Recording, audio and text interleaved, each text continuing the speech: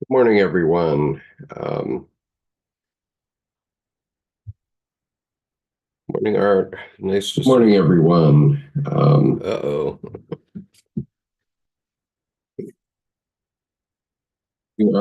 Nice to morning, everyone. Uh-oh. Uh,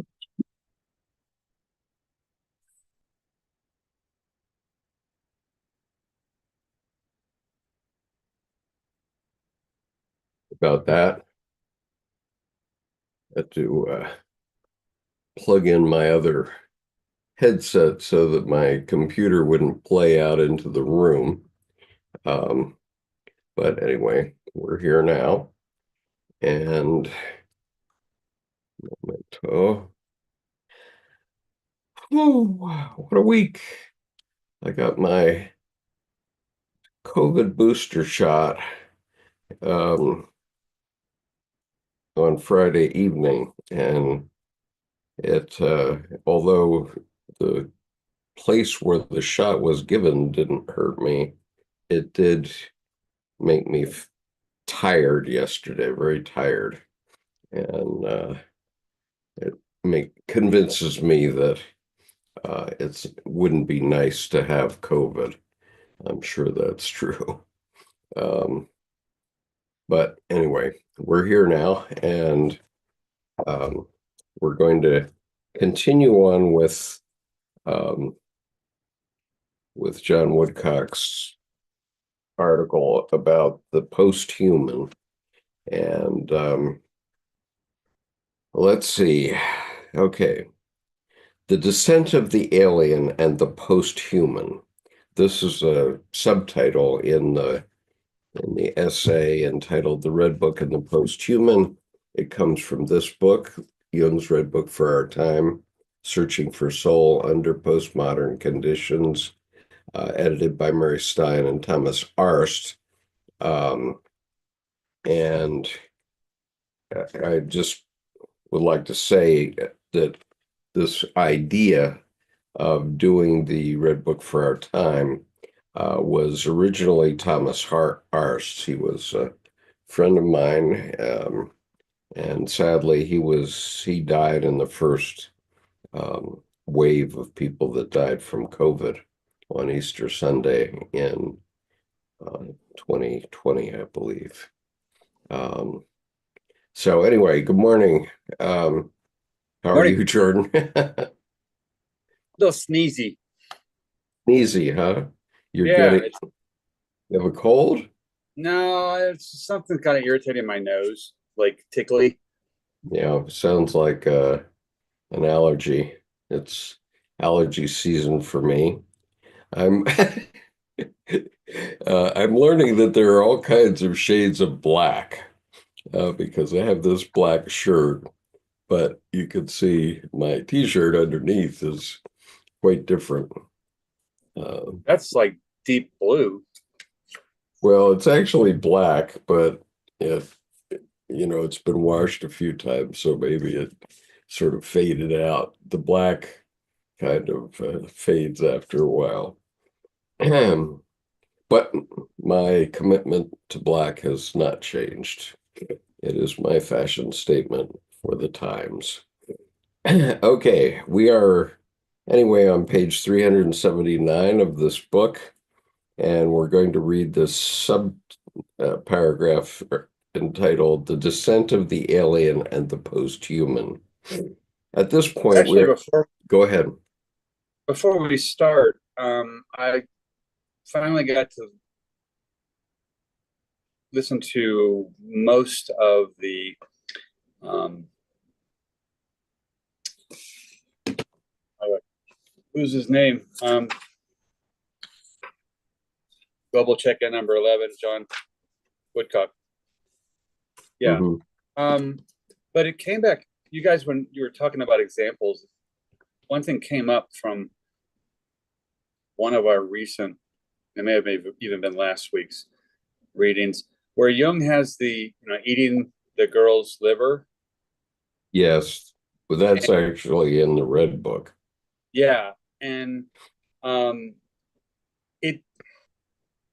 it kept striking me that he was being so squeamish, like overly moral in the dream, instead of, it's a dream, you're not judge and jury. It's just, it's playing out, kind of like your book, your novel. It played out, and there's no judgment on it.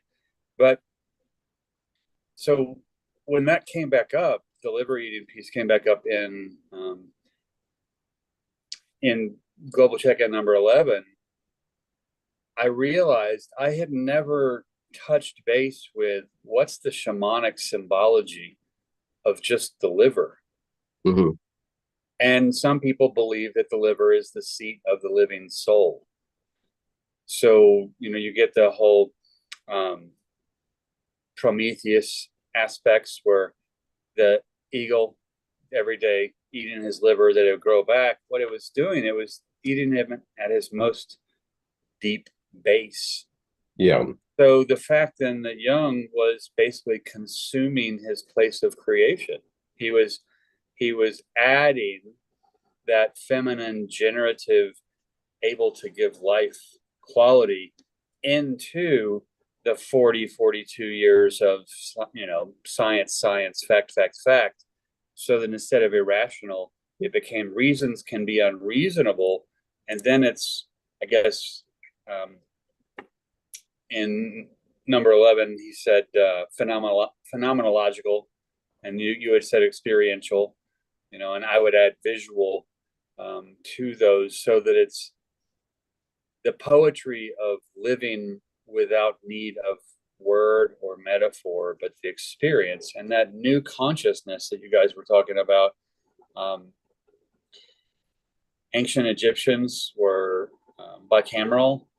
Every thought was a voice, was a falcon, was a pigeon, was a scarab. So you get the polytheistic piece of the divinity is not fractured, but it's not understood to be whole. Mm-hmm. And so it's a little bit Shinto. They're working with nature.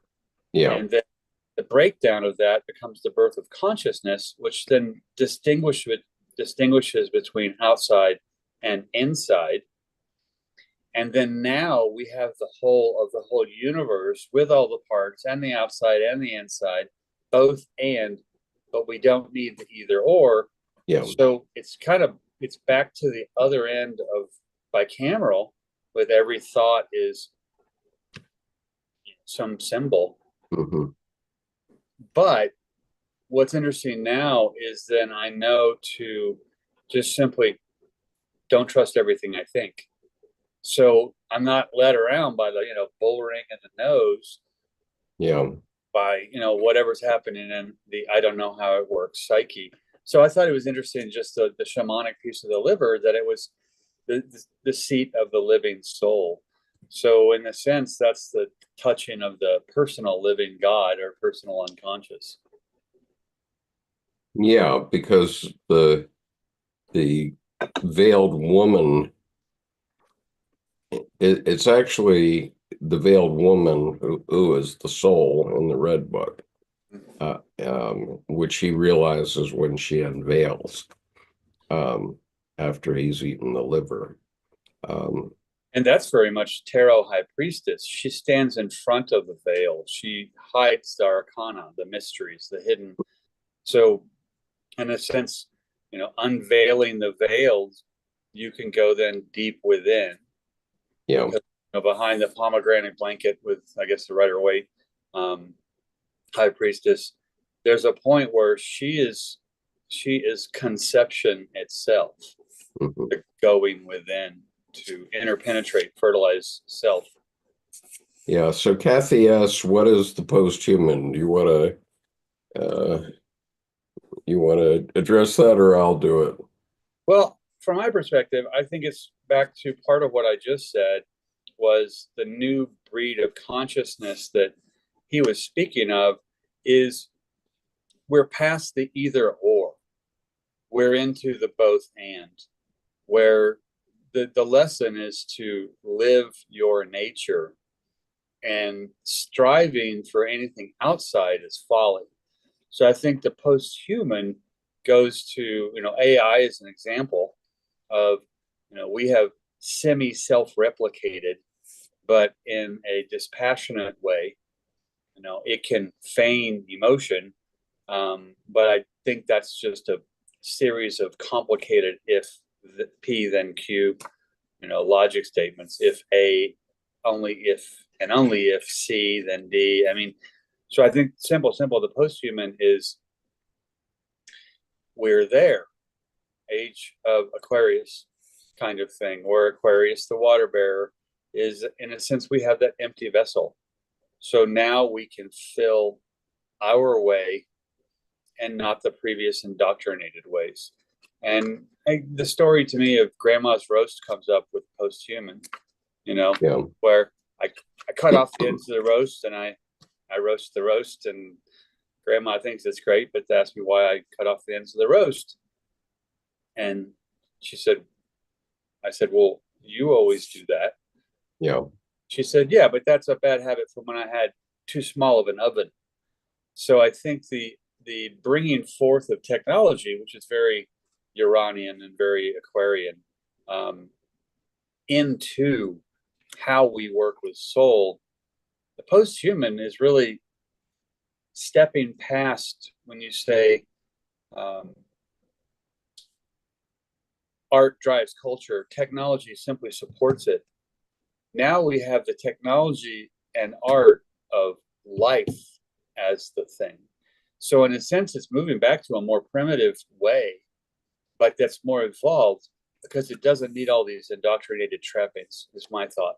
So the evolution is not that we get more, but that we have basically molded the first 42 years. And now, how do you want to birth the rest of your life? Posthuman. And then also pieces of posthuman would be AI and cloning and things that are beyond us, that probably include us or made by us, but that aren't completely us and are versions or variations of us. And are not controllable by us in some cases. Yes. Okay. Well, fair enough, Jordan. But I'm going to go back because at the beginning of this essay, which we did last week, but I think I should do it again, there's a couple paragraphs that are really relevant here. And so I want to emphasize that. Okay. So it's in a subparagraph called The Emergence of the Posthuman. And what page is it? It is on page 369. Okay, so the emergence of the posthuman. Slavoj Žižek takes us on a startling tour of a city garbage dump while talking about the psychology of our ecological crisis today. Quote, part of our daily perception of reality is that this garbage disappears from our world. It's there, but at a certain level of your most elementary experience, it disappeared from your world. I think about a certain obvious paradox. This is, I think, a nice example of what in psychoanalysis we call disavowal. I know very well but I act as if I don't know. I know very well that there may be global warming, etc. But after reading a treatise on it, what do? I step out. I see not the mountain of garbage that I see now behind me.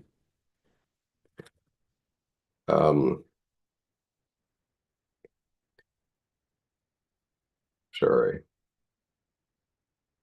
I see not the mountains of garbage that I see now behind me. I see nice birds singing and so on. And even if I know rationally that catastrophe is a danger, I simply do not believe that this world can be destroyed. Zizek is pointing us to the dominant style of dissociated consciousness as which we I think he means in which we exist today. We have fabricated a technological world founded on the logic of abstract thinking language, which thinks in totalities, wholes, systems, etc. Zizek uses such global totalizing concepts to draw us into this world of global warming, world catastrophe, ecological disasters, environmental crises, climate change, overpopulation, world famine, etc., world famine, etc. Um, this abstract language was brought forth um, has brought forth its corresponding appearances or things, representations arising from measurements and calculations of a mathematical or physical world, abstract language of wholes or totalities, along with its corresponding appearances, constitutes a world which reflects a particular style of consciousness that can be aptly described as alien, a world that, according to Zizek, is a terrifying new abstract materialism, a kind of mathematical universe where there is nothing. There are just formulas, technical forms, and so on.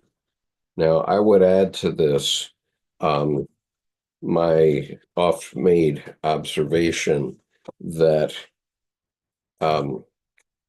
all life lives on other life. When you go to the grocery store and you buy something that you're going to eat, that something was at one point alive. It was part of the natural world. It was part of evolution. Um, what is, uh,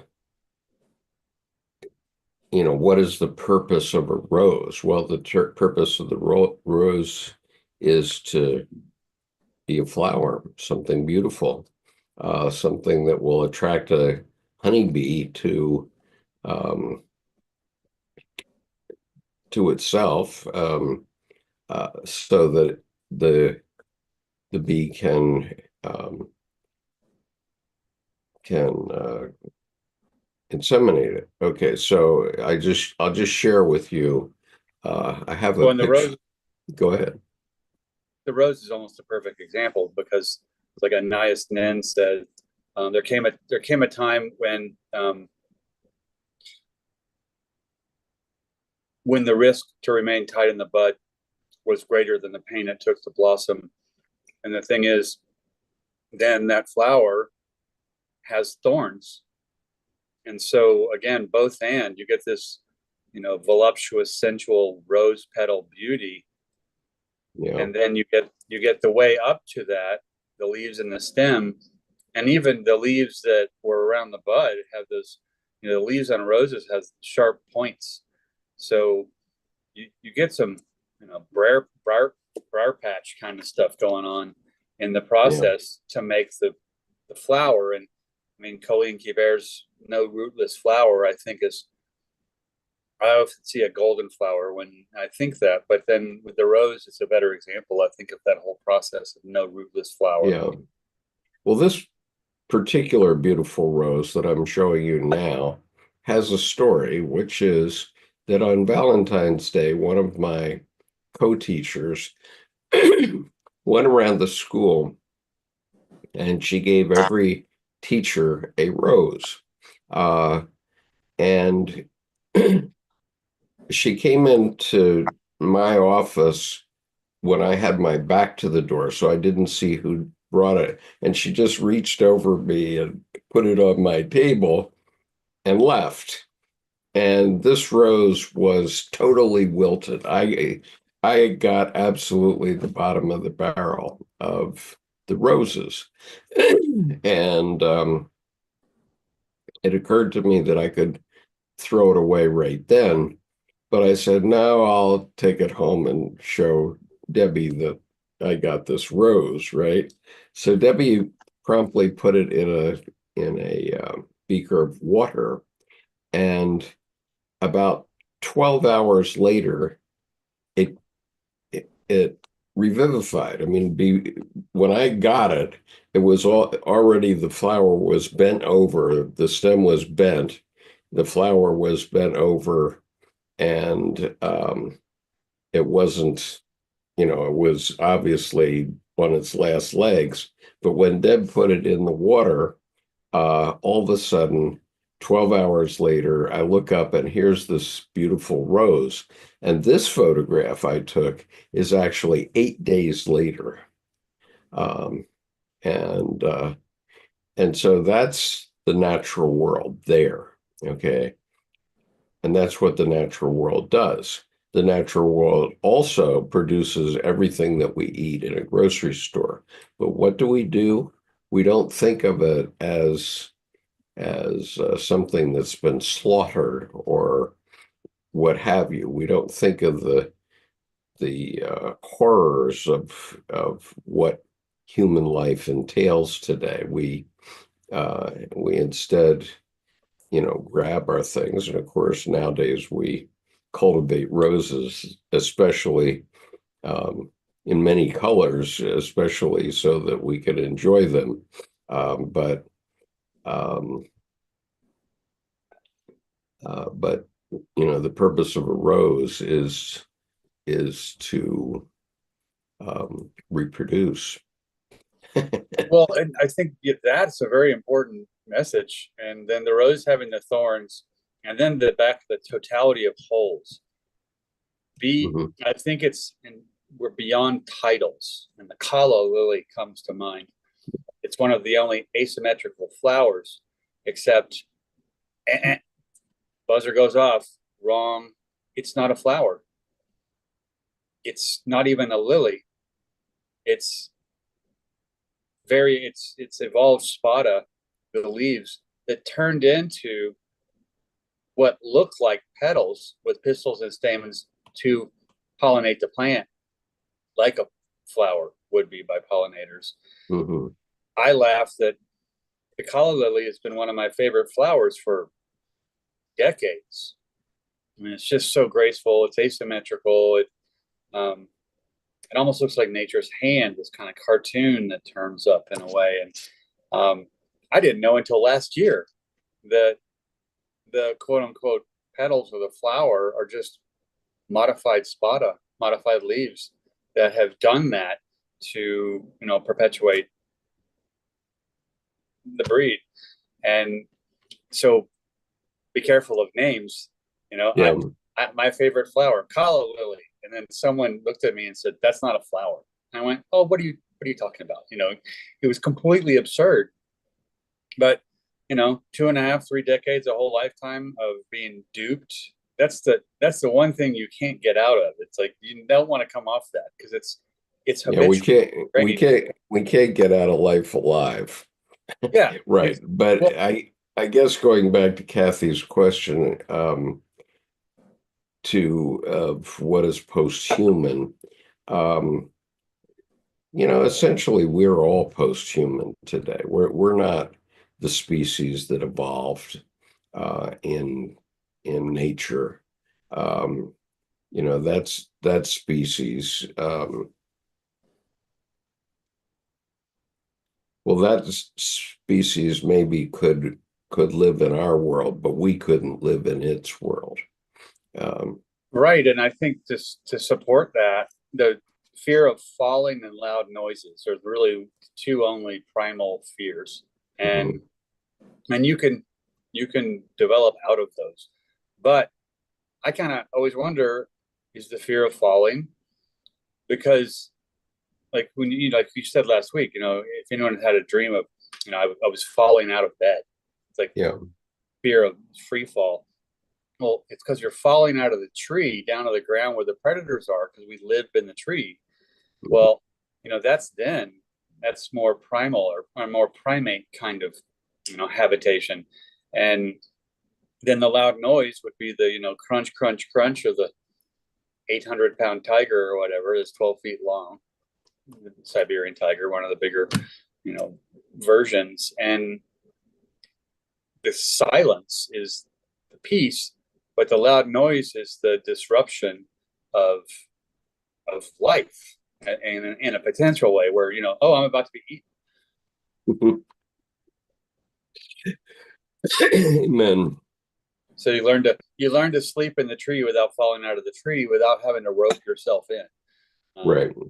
So reading on now, because Dr. Woodcock has some more things to tell us about our post-humanity, but I think we're starting to get the idea here.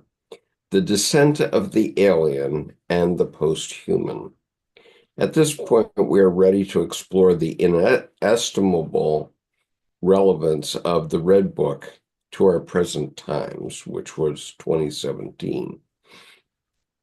I began my essay with Slavoj Žižek, who shows how the stability of our culture is strained to the breaking point as we strive through our outmoded cultural practices and beliefs to maintain a dissociation between an alien technological world grounded in abstract global language and a down-to-earth personal or empirical world of local concerns.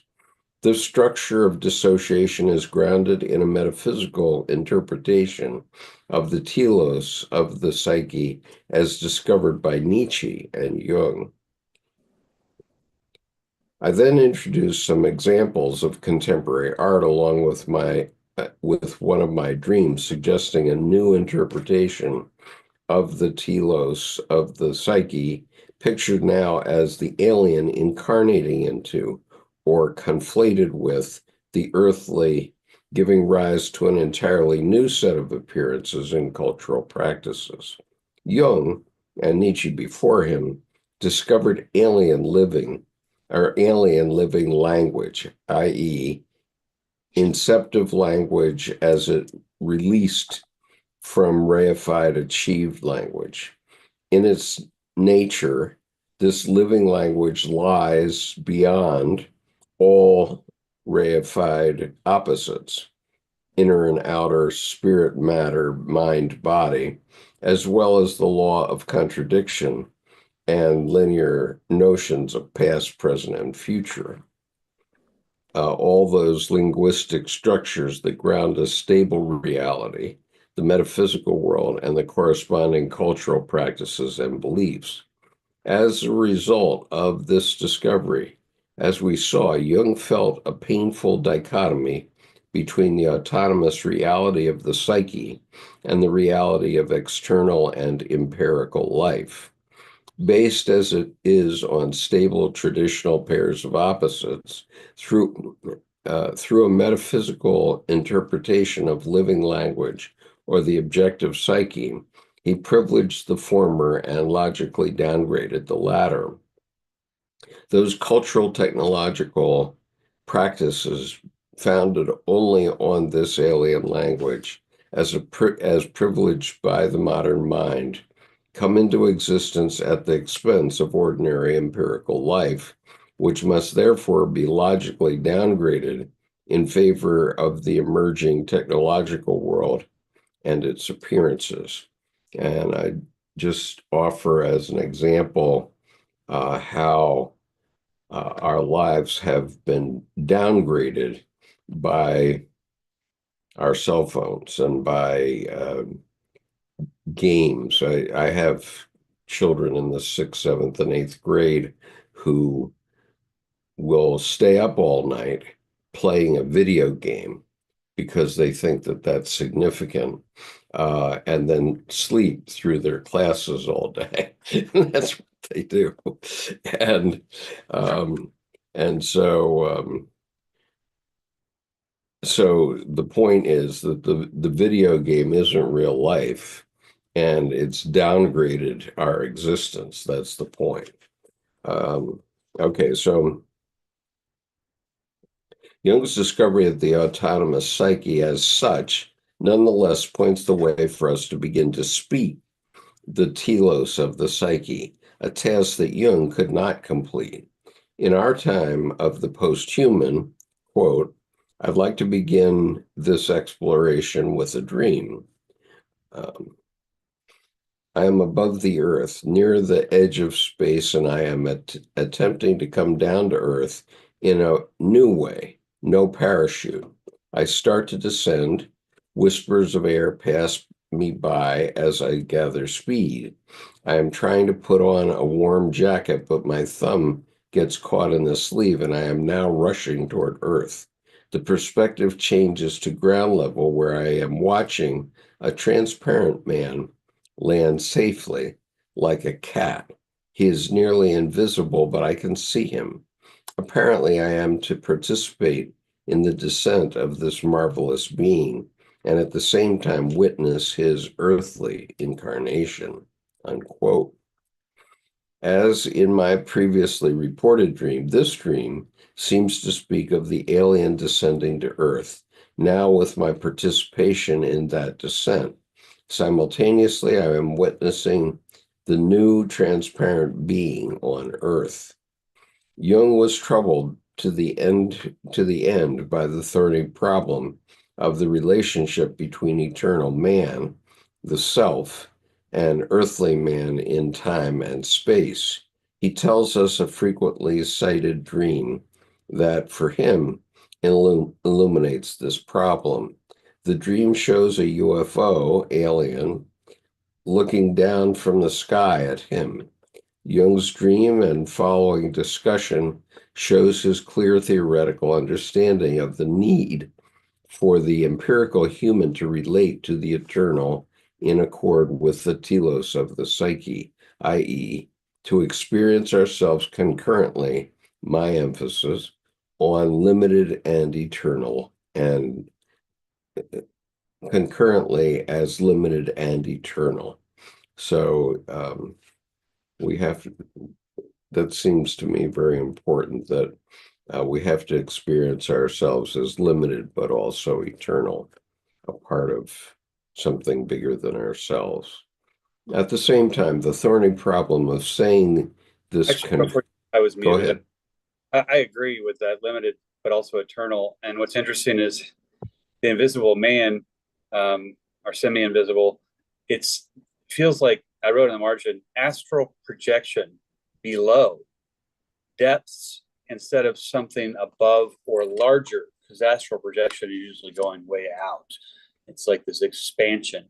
This is the Atman other side of that, which is the smaller than small, but the semi-invisible man is the personified space between Jung and the earth. And in a sense, he's trying to put on his jacket.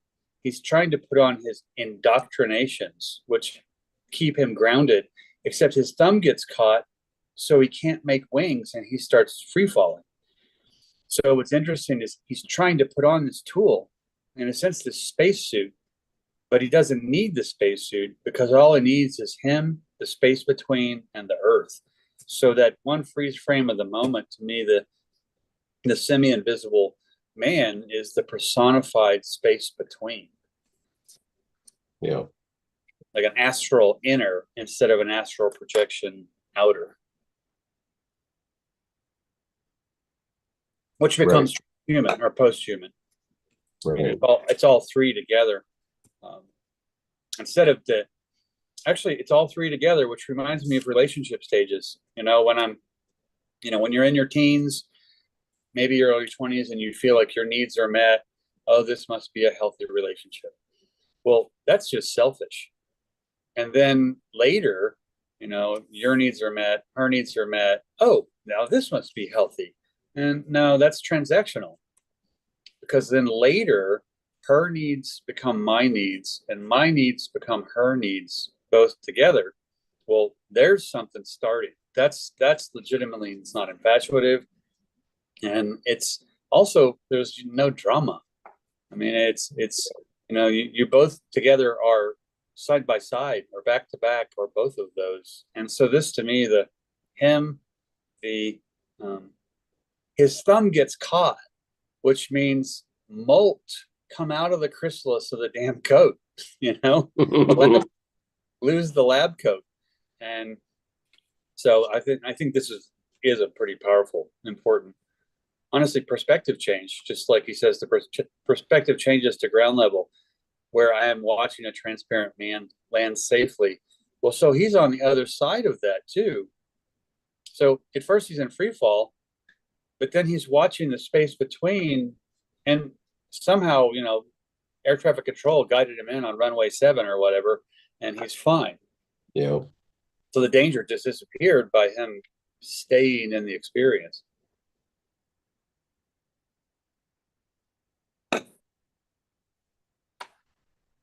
Yeah. At the same time, the thorny problem of saying this concurrence in language, thereby bringing it into existence, remained for the future. Jung's theoretical formulations of his concurrence are all linguistically grounded in the metaphysical disjunction between achieved and living language. In other words, Jung was able to theorize the necessity of a concurrence or interpenetration of the human and the eternal, and in accord with the telos of the psyche. But he could not say the post-human world, he could not say the post-human world into existence through inceptive language. Okay. My dream shows a moment in cultural development as we further synchronize with the telos of the psyche. In our time, the time of the post-human, as indeed my earlier dream also suggests, namely a descent to earth and an appearance of transparency. How are we now to understand this further movement? Living language, well understood by Jung to be eternal, i.e., alien to our achieved earthly or traditional language, is now to be interpreted or thought as amongst us on earth, i.e., as empirical, while at the same time remaining as alien and beyond. This descent is also intuited by contemporary art, as I have described above. In our post-human world, this alien living language is no longer to be thought as a reality separate from the ordinary external or empirical world, as Jung's formulations presuppose. Instead, it is to be thought as the language of ordinary things appearing in the real world while remaining at the same time as alien and beyond. The image of transparency is crucial to this new thinking. A transformation in our understanding of language and therefore of all future cultural forms founded on this language is taking place, one which simultaneously speaks the things of this earthly world as ordinary things, while at the same time offering the possibility of each linguistic thing becoming transparent to a living world of infinite depths of meaning. An alien world that may once again speak to us from the beyond, make its claim on us, and teach a new way of post-human being that is more in accord with the claims of life, an alien world that is at the same time always already us. Now, if I can, I'm not sure I can do this, but I wanted to show a painting that I just completed last week. Yes, it's here. Good. I tried to show this the other day, but somehow it had disappeared. So this painting is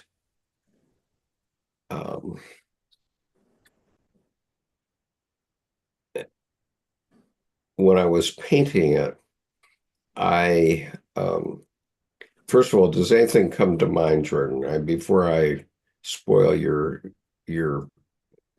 reaction to it, does anything come to mind? Rocks in the river. planets forming out of that creamy ivory off-white acorn in the top middle. And in a sense, I have this strobe of creation being generated. Mhm. And Okay. the big piece to me is that it feels like you're on the outside looking in instead of the inside looking out, because the dark is on the bottom right instead of the place of creation bottom left. So I've noticed this with my watercolors, where sometimes things they look done and finished, but somehow they're mirror reversed or backwards. And what I finally started to notice is there were times when I was outside looking in, and there's other times where I was inside looking out. And the fact that nothing can really be backwards unless I'm just sticking with my indoctrinated, this shape has to be this way, language, glyphs, symbols. But at the same time, it's not such an arbitrary attribution when, if it feels that way and that fits without any explanation, then so be it.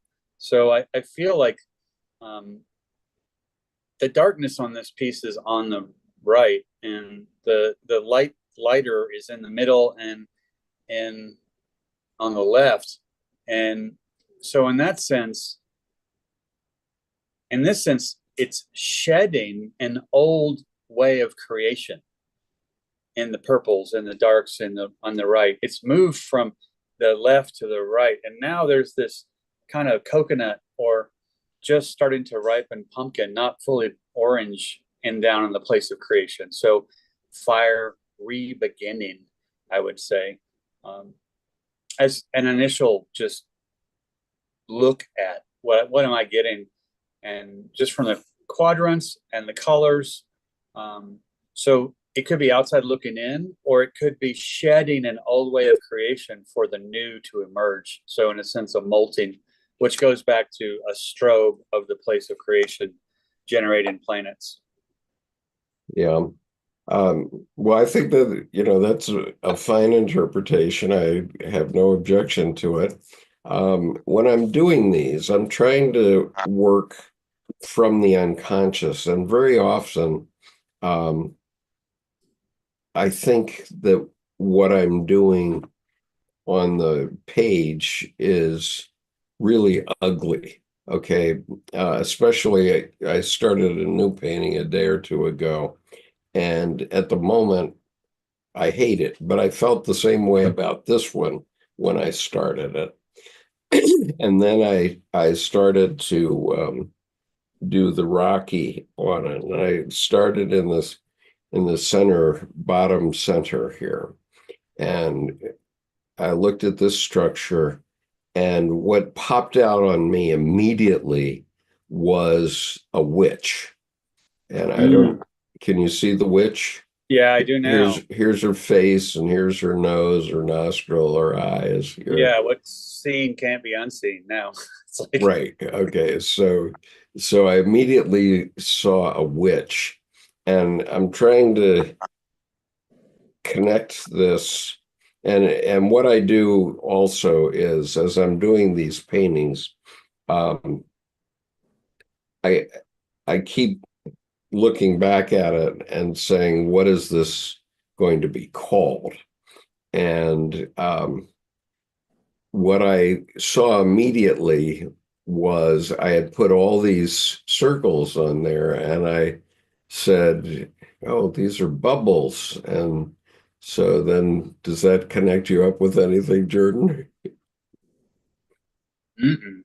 no, the clown. Bubble, I'll give it to you. Bubble, bubble, toil and trouble. Oh, oh Lord. Yeah, so yeah, only use local organic, children. Okay, so bubble, bubble, bubble, toil and trouble is the first line of Macbeth, Shakespeare's Shakespeare's play. And Eye of newt and tongue of frog, wing of bat, and nose of dog, or something like that. yeah, so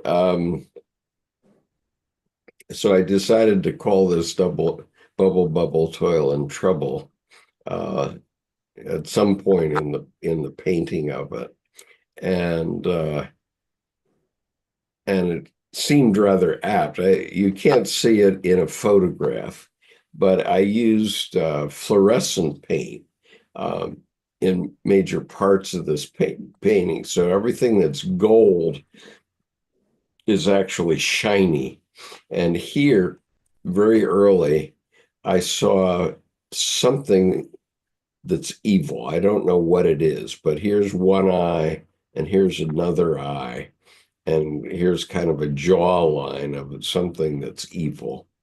And there's a bubble that's kind of emerging from this witch, uh, something green down below. And uh, I'm, trying to connect this up with the collective unconscious. And so anyway, so I Well, anyway ended up rather liking this painting. the witch piece really is resonating just because the word, I mean, abracadabra. And what's interesting, abracadabra means I create as I speak. And so what happens is there's the word where, actions speak louder than words. Well, in Mm, abracadabra, it's both. It's not one or the other. Your words are the action. So, in a sense, casting a spell would be like casting a fish hook to catch a fish yeah, into the unseen depths. So, in that sense, you're bringing up, something coming from nothing.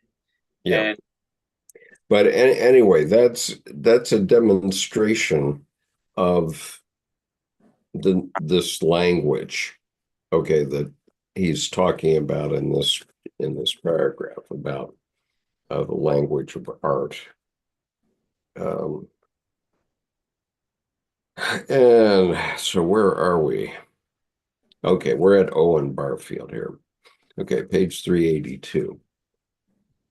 yeah, I hope I didn't lose anybody by showing that painting, but usually these paintings, when I begin them, I really in some way detest them. I don't really like them very much at all, and I have one like that right now. well, actually, I'm They going to take about a month for me to do them, so yeah, go ahead. go ahead and do the reading. One of my watercolors came to, when I said cascade, um, I think there was an alliteration set of words. This compelling cascade of creation. And so in a sense, it's like this strobe, but every image is not, image, space, image, space. Every time you go through the space, you get a new image, space, new image. So in a sense, it's a progressive strobe rather than of the same thing. So Yeah. there's a watercolor that I have that. Well, obviously, Shakespeare, when he wrote that line in Macbeth, um, it was based on something that he had heard, maybe that had been developing over centuries, and the idea of witches. And then, okay, there have been people talking about witches ever since. Um, but, and that's why I recognize the witch in that painting. But, obviously that painting with the witch speaks to me. And it speaks to me because of something that William Shakespeare said 400 years ago. Right. Right. and So and I can't describe everything that it's speaking to me now. I Yeah, don't know if go this will go ahead. show up, but this pairing Oh, there you go. Very good. had that kind of the tiny circle.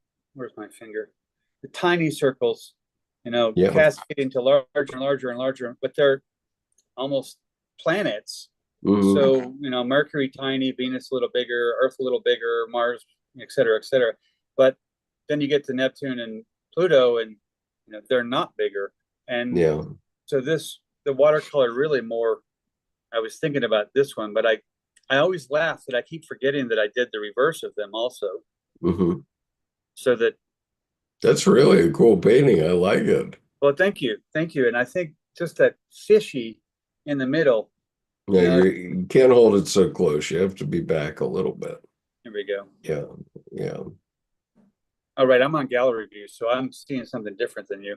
Okay, well, Actually, do you have it on your computer or you don't? You're not on a computer. yeah, I'm on my iPad. Actually, let me find it there. That'd be Okay. better. I'll go find that. Okay, well, It was wild because the position too was similar, and I didn't notice that I was shedding something, whereas I was always like, "Oh, I'm generating, I'm generating, I'm generating." Mhm, But that one was more about molting. Now that I look at it, but here's the thing: looking back, of course it was, but mhm, so I'll go find it. yeah. Well,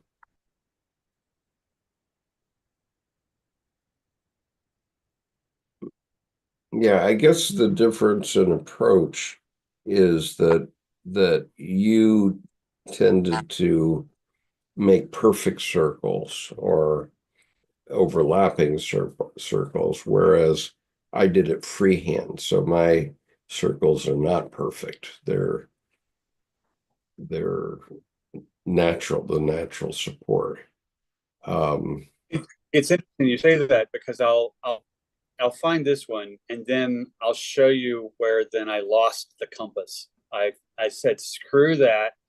I don't need the compass. I can use my hand and go freehand. So towards the end of the series, I stopped using um, the compass. okay, so anyway, I'll read about Owen Barfield. In Owen Barfield's book, Rediscovery of Meaning, he addresses this possibility of transformed inspiration, which will be spoken into existence by words that would, quote, convey reasonably identifiable and repeatable meanings, soft focus meanings, a whole new way of using language, the true utterance of double vision, simultaneous awareness of both the opposite sides of the threshold. And I would just say that, I'm not, when I'm doing these paintings, I'm not trying to put any specific meaning in them. I get to a point at some point during it usually takes me about a month to do these things where I have a name, I've given a name to the painting. as I Okay. did as I did in that case. But at first, it's just communicating to me in an unconscious matter. I don't know, that painting I did not like at the beginning, and many of my paintings are like that I don't like them at the beginning. But as I progress them, I start to like them more and more. And I found that when I almost hated a painting, I'm like not just completely disgusted, but I'm like it became beyond a hassle. It wasn't that it was beautiful; it was that I can't live in the past. I need to step forward. And at first, I used to think there was this disparaging disgust, but it was the no, move on, keep going, take another step. But you didn't take another step with another piece of paper. Here's a share screen.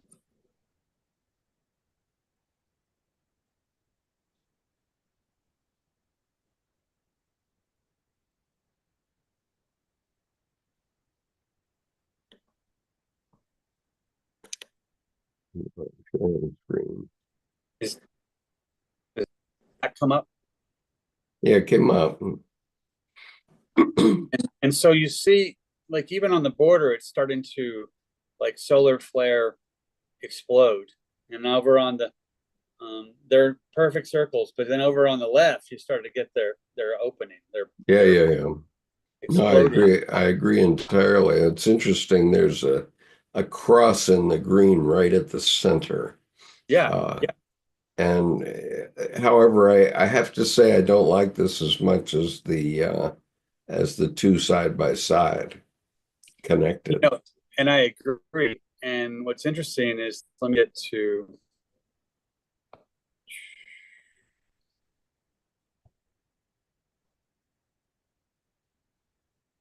no, no, don't do that. But I do like these, all these. This is beautiful work. Thank you. So here's, I agree too. I don't think, what's interesting is doing them originally, they were quote unquote finished, but something was wrong. And I realized they were too selfish, standalone. It became, I didn't want to have to like disparage it, but it was too much me in the light object thing. But then when I did the photo reverse, all of a sudden it was like, okay, that's so much better. Just from, the counterpart piece where they weren't all, I realized I was experiencing that they were alone rather than in solitude. Yeah. And also the focus. I mean, those red, drops, those four red drops on the top left of the light one Yeah, aren't, that they're not very much the focus. It's not what draws your eye. It was on the black one, those, yeah. turquoise. So the one on the right is you've done on black paper, is that right? No, actually, what happened is the one on the left I did on 15 by 20, 140-pound cold press watercolor paper. Hmm. And when I was uploading pictures for a portfolio for a gallery, I was also on the phone, which I, shouldn't have been distracting myself. But so I get the fancy fingers in Photoshop. You kind of get you're doing this and this and this and this. And you finally get to where it's just these fast keystrokes because I'm Hmm. trying to get through 36 of these, or 33 of them because three were missing. Hmm. But what's interesting is I must have gotten fancy fingers in Photoshop and accidentally hit the invert command, which I didn't even know existed, and Hmm. with the drop downs. And when I turned back from the screen, I'm like, I'm going to have to call you back. What happened? I have 66 pieces now. Hold on. And what's interesting is just hitting that invert command, it gave me a photographic reverse of the colors. And so I didn't paint on the left. It was just generated by Photoshop invert. Whereas the painting on the right on the black background is just a photographic invert. Whereas the painting on the left was in liquid acrylics and watercolors. So it happened by, happy accident. Um, Wow. I mean, it's really very, very interesting. And if you were to now Clay print this, um, yeah, it becomes phenomenal. and I think I may do that because I have just a PDF, photographic electronic book that I put together Hmm. of them. But what's interesting is if I go to where that happened there, um, but then this started happening Hmm. where look at the angel and it's all freehand and um, the circle's starting to break down. And then what's interesting is previous to this, I already had seen what I was getting to, which is interesting, was this one. And it's funny that it happened. And I didn't realize this was probably the finale, but I didn't know. I thought just another painting, but it was like the circle isn't completely drawn. It's all implied. And then the last one was Alien because this happened. I just made up a Japanese, not even Japanese. Um, I made up a glyph. It's not Chinese, it's not Japanese, it's not Korean. And when I realized oh, I just put a symbol in there that's I'm like, oh, it's over. Because I went to the other and the fabric inside broke down. And this was one of those, right when I did it, I went, oh, this is just finish this when the series is done. But even the Yeah, feel, it's fantastic though, Jordan. You really need to print a few of these in Giclée. Um, I don't know what quality photograph you have there, but um, who took the picture that you were well, manipulating? yeah, What's the that's up on, I guess, Fine Art America. Hold on. Yeah, it was Fine Art Go ahead. America, but how did you get that image into it? That's the question. 600 DPI. So It, I have a set of them that are probably 100 megs each. I mean, so yeah. I've got in fact, one of the things that I'm starting to notice, one of the things I lost was I used to have some of them printed 4 foot by 4 foot on canvas that I had. I remember the big triangle one I had behind me back when I was in Philly, and that got lost, and it's, and actually the whole book, my mom visited once and she said, well, we have to go to the print shop. She goes, you never do your portfolio enough. You're just doing work and doing work. And this is really good stuff. She forced me to go in and get this whole set of, 66 color Xerox and in a leather portfolio. So now that I'm thinking about it, I should probably reprint that too.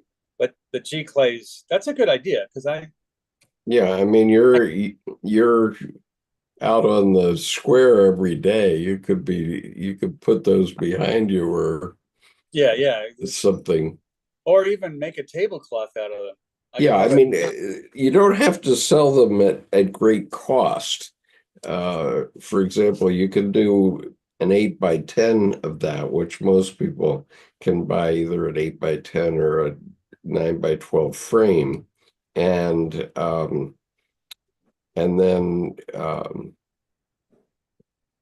8x10 the Giclée will cost you maybe $20. And so you could sell it for 40 or something. Well, it's funny you say that because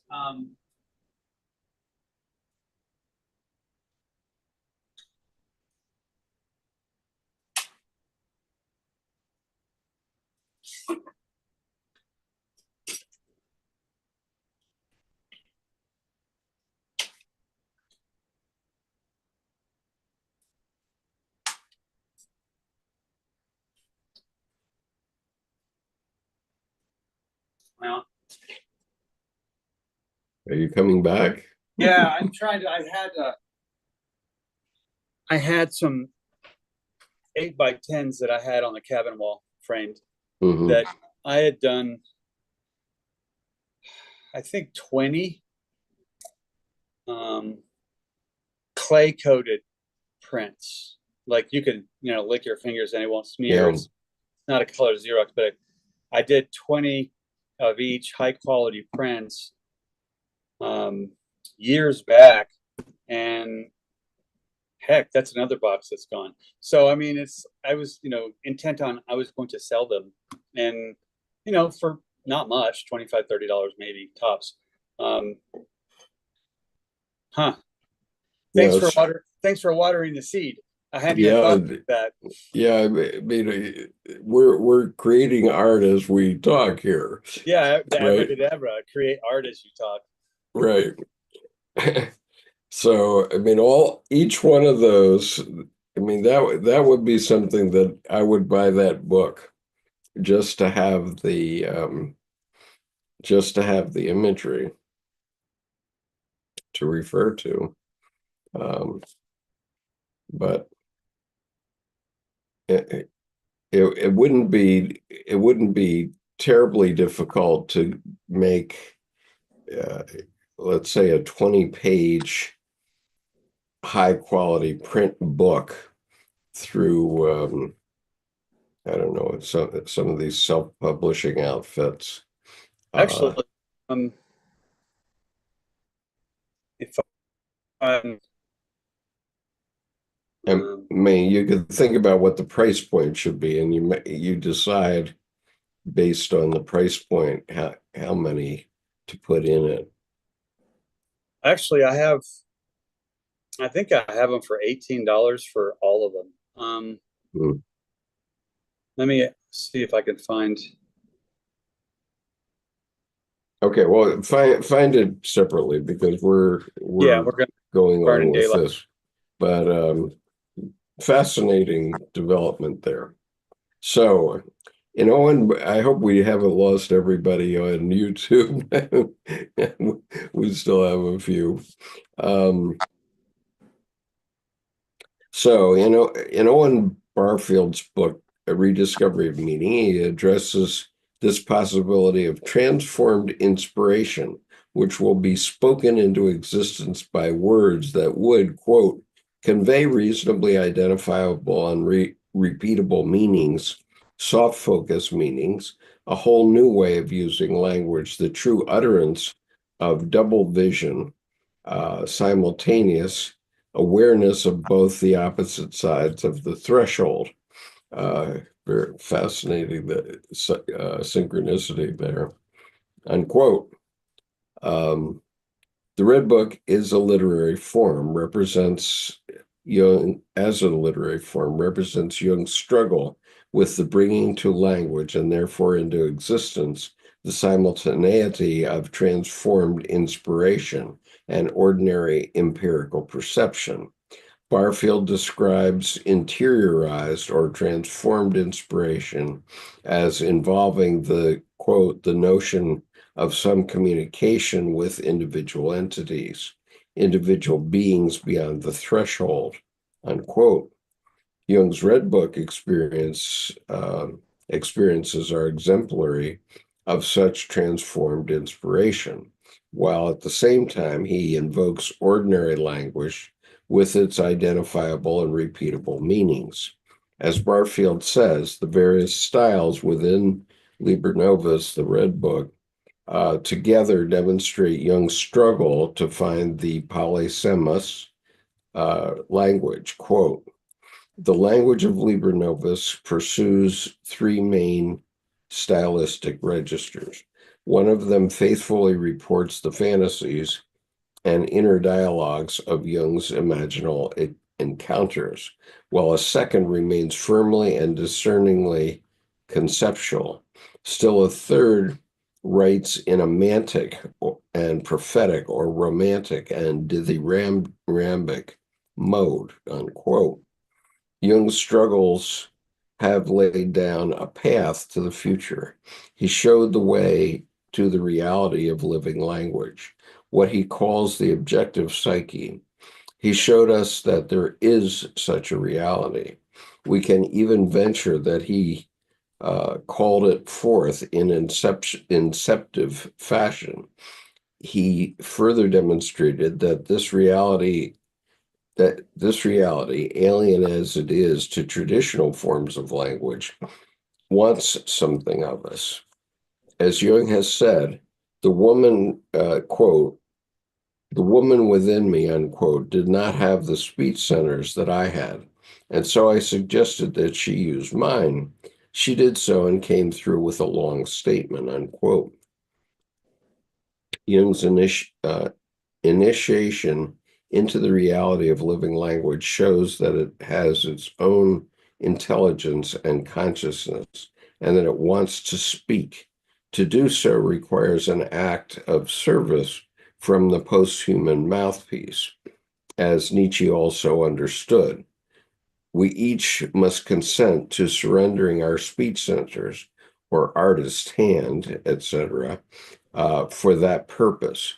The way to such surrender lies within the definition of the posthuman, that human alien being who has the capacity, as Barfield says, to participate in transformed inspiration.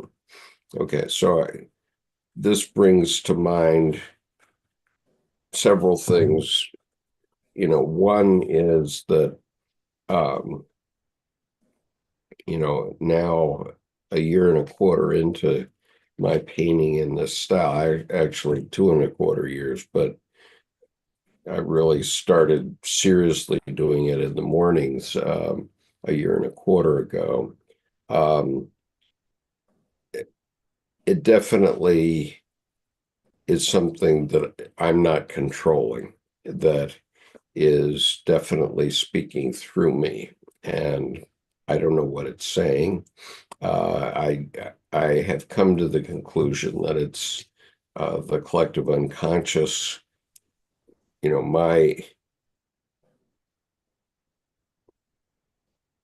My rendition, my speaking uh, about the collective unconscious right now, and that's why it's double bubble, toil and trouble. uh, and um, Oh my Lord. oh Well, my Lord. yeah. Okay, I found it. But oh my God. So my how time flies. I found that I couldn't find it in my files, but I found a copy that I sent you in 2020 as a thank you. Oh Except gosh. they're they're like this above and below. But now that I'm thinking about it, I like the side by side better, and because Yeah. it doesn't put a hierarchy, it puts a coalescing couple. So anyway, I forwarded it to you again, so you wouldn't have to go digging for it. But um, there's just a PDF book. Now I want to put a PDF book with them side by side, because I realized why the previous one kind of fell flat for me. Somehow it just didn't. It was like too much this one, and then oh, here's the other one. Whereas when they're side by side, when I did that, that felt to really bring the identity out. Yeah, I really liked those side by side much better than the Yeah, above and below. because the above and below are they're even though they're paired opposite, they're two individual each. Like they're in a sense standoffish, whereas there's a real, I think, warmth just in connection with the side by side, which how funny. I did the side by side just to conserve space on Fine Art America. I did a whole series that way, and how funny! Just the efficiency was the. I should have stuck with that. Hmm. I'll refill. Be right back. Yeah. Okay.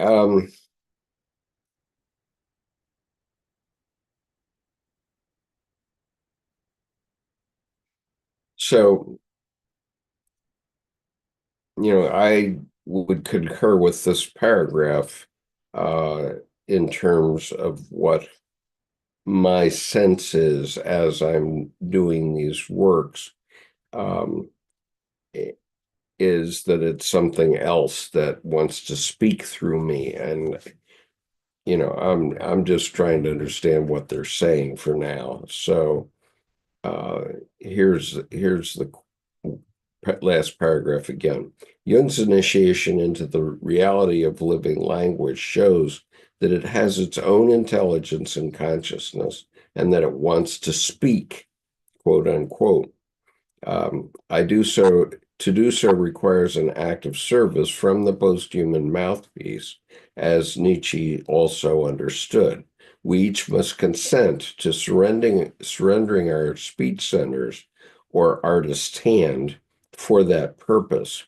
The way to such surrender lies within the definition of the posthuman, that human alien being who has the capacity, as Barfield says, to participate with transformed inspiration. And, I really say that you could see it with um, Tim Holmes's Dancing World. I'll just I'll just see if I can pull that up just so you can see. And I think to it kind of expose the tenor of this even more. The whole dithyrambic, what the heck does dithyrambic mean? And dithyrambic is an impassioned oration or hymn, but don't think hymn like singing quiet in church. A hymn being more like a song that's sung at a Dionysian festival. So you get the impassioned oration of a beyond. It's ecstatic rather than in solitude. Yeah. Okay. I'll just show one of Tim's collection here that is particularly remarkable. I guess I'm not going to be able to get it too wonderfully, but let me. All right. So this painting on the right, and this is I'm looking at timholmesstudio.com. But this painting comes from a long series that Tim has done called Dancing World. And he's done lots of these. They're fascinating to see because he's actually doing them of an existing place, and he includes in it various I don't know if I can find any more, various other buildings and so on, and you can recognize the buildings. Let me see if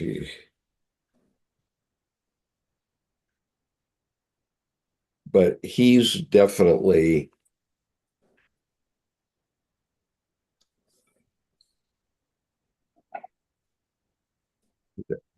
has wait a minute. Is he going to show us any of them? All right, here's some more. Here's another one. This is a good example. Very hard to see that. Yeah, I guess I can't. Okay, here's an example. This is a scene in Europe, I believe. And he's done a lot of churches and just fascinating. Some of them are, you see a 360 in it. But for example, here's the Cathedral of Helena. He lives in Helena, Montana, and this is the cathedral in Helena, which he has done in this way. And so it's quite clear from all these that what Tim has done is express something that nobody else sees. Okay. Also, too, especially the one right on the top right with the tree canopy where you're under, it most clearly says it, but with all the curvy, at first I thought Salvador Dali and the melting clock, but more and more as I look at them, it feels like views underwater, so that I'm getting an accurate representation, but then all of the refraction and all the curvature, it's realistic, as if I'm have my eyes open underwater. That one right there on the right, that one feels like, wow, I'm in the water underneath the tree canopy. So yeah, there's very much a from the depths, I think, quality. And then right there in the middle, look at the clock tower just kind of hello peeking out. yeah. It's like, it's got its little, it's got its, cat in the hat suit on. Yeah, the interesting thing is they are recognizable places, and like St. John Dreams. Here's St. John's Church, I guess. And then floods clap their hands, and so here's some guys out at sea. And honestly, too, rather than whimsical, I'm kind of feeling that these are more natural representation of the real thing. Like there's this aliveness to Oh, them. yeah. You know, that they all lean, they all turn, they all have gesture. And I think what's interesting about that is that rather than describing it as anything else, it's almost like these are more realistic than the real thing, because they're painting the life Yeah, from a way that only he sees, you know, and then we see that's it right. perspective because of his perspective. Right. So anyway, I just wanted to share that in the context um, of this paragraph, because it really um, he it takes a master artist to do that. By the way, it's not something that you're going to just look at an object and learn to draw the nice uh, the nice still life or something like that. It's really quite an interesting way of addressing it. It really is. Yeah. And so anyway, let me see if I can get our chat back on my screen. Um, okay. Um, Jordan, I'm going to take a bio break briefly. Can you start with The Alien Speaks? Sure. The alien speaks, and speaks is in quotes. So most likely it's going to be experiential. To conclude, I want to offer a dream that may show us how the speech of the, in italics, other, now in its logical status as human alien, may be now received and, in quotes, spoken, i.e., when achieved language becomes transparent to living language, in quotes, with a dream. I am wandering the streets alone. I find myself in a hall where some ritual is going on, conducted by an older man. The participants are each undergoing a perfunctory ritual, i.e., they are just going through the motions. It has a Masonic Christian feel to it. We are all sitting on our knees on carpet. When he sees me, he suddenly becomes interested, more alive, and asks me to go through the ritual, which now comes alive. There is a line on the floor. I am to touch my head on that line, i.e., submit. I do so as he intones the ritual of confessions. As I touch the floor with my head, he smiles and says warmly, "You are forgiven." Everything. Then he comes over to me and crunches, whispering in my right ear for some time.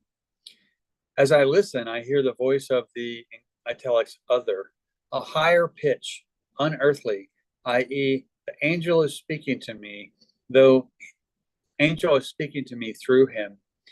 I have trouble understanding most of it, but the angel talks for some time. When finished, I get up, but have trouble speaking. My right hand begins to write automatically. I scribble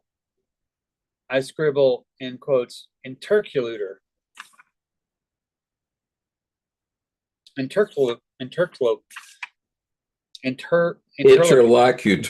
interlocutor. Thank you. Tongue twisting today. This Yeah. dream suggests that now, in our post-human era, ordinary achieved language can become transparent to living language, or the speech of the alien, other, i.e., at least in he who hath ears.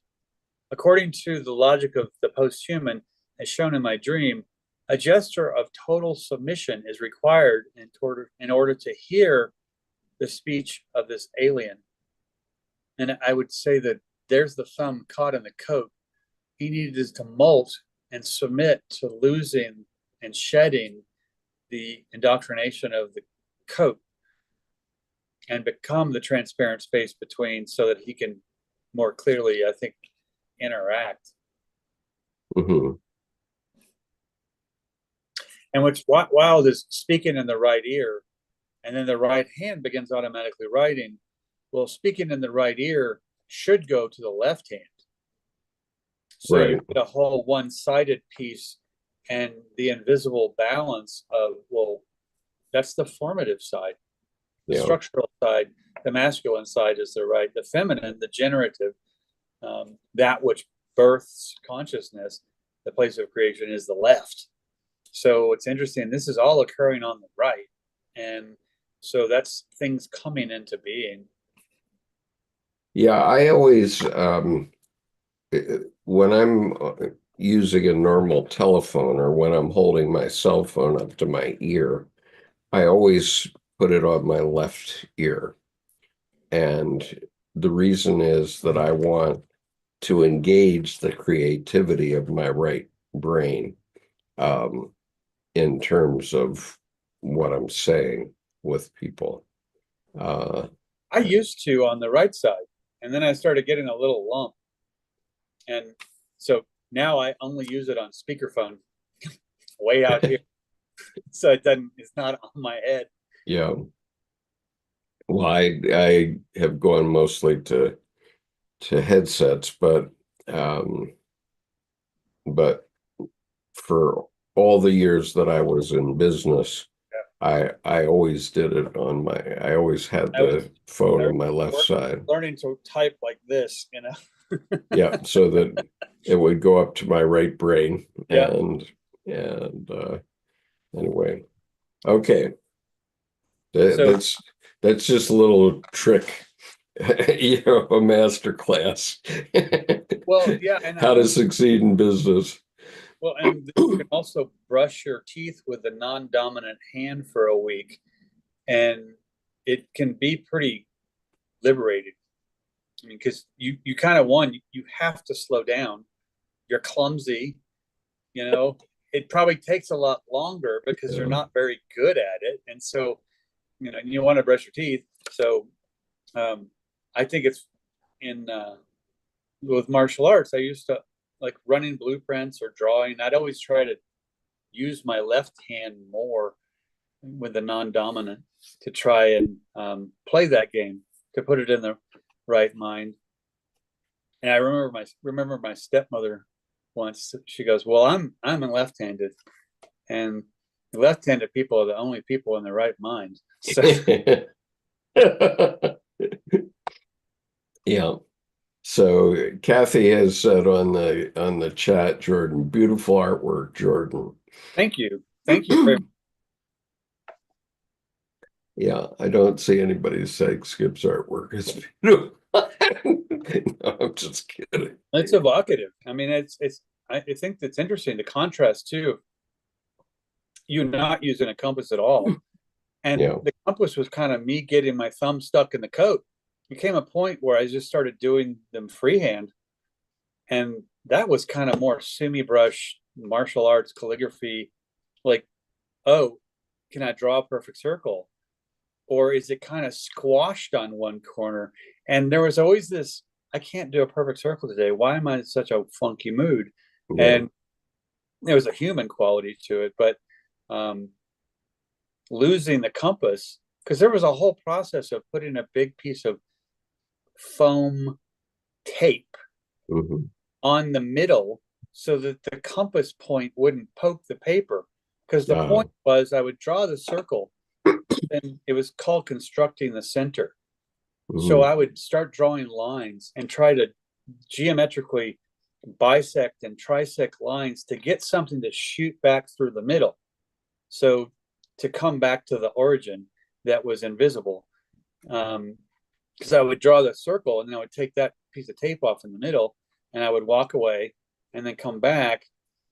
So I couldn't have a direct remembrance of right where the tape was. Right. And of course, I could tell the middle, but it was ways just to kind of doodle with a triangle to try to get lines and arcs to somehow point right to the bullseye and draw a line through it. And I think the one time I could, I just smiled and said, no, I know where it is now. I don't need to draw it. So anyway, it was. which breaks the abstraction of just paint. And Yeah. just it was just draw, but it was like automatic drawing, but with compass and triangles. Yeah. So, by the way, next week, we're going to finish this essay in just a moment. But next week, we will be beginning with volume 2 of Jung's Red Book for Our Time, Searching for Soul Under Postmodern Conditions by Mary Stein and Thomas Arst, published by Chiron Publications. I think it's available on Amazon as well. And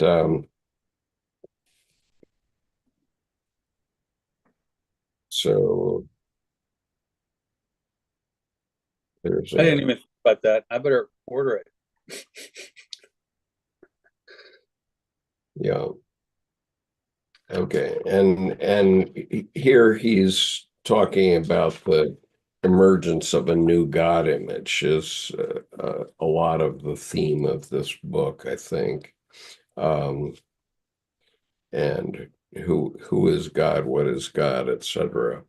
So it's going to be an interesting counterpoint to your usual Sunday service. You won't find this in any church. Well, what's interesting is also shedding the ecclesiastical structure, which then says if you feel personal divinity, you must be an egomaniacal A.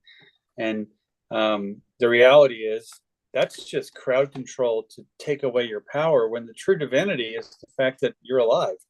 And I like that with Jung coming in, it's not about the me divine, the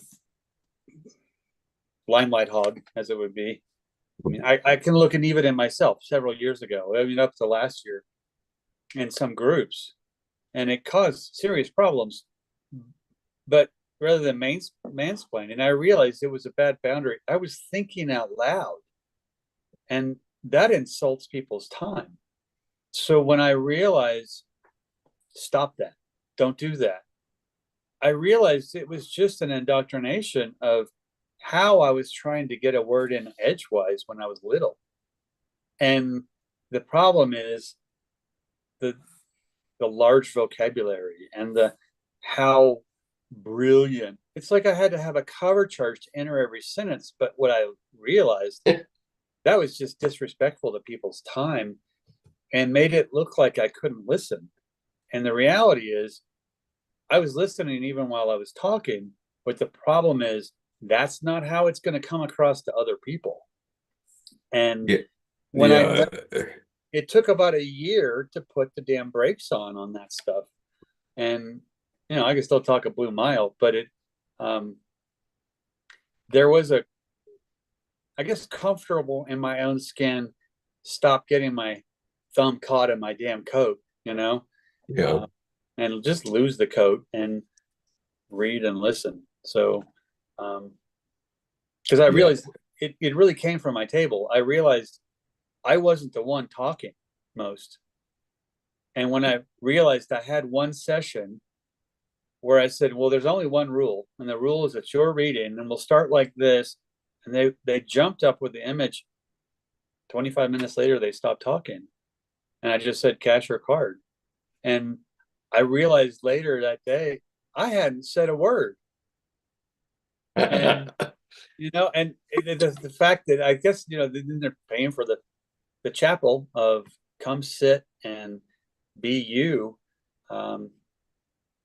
And anyway, so.